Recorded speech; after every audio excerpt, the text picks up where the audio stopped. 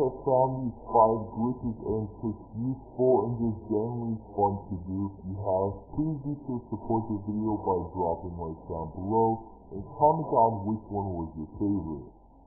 And don't forget to subscribe to my YouTube channel so you guys never miss a future GTA 5 video from me. It's been Todd vlogging them out. Peace, thanks for watching.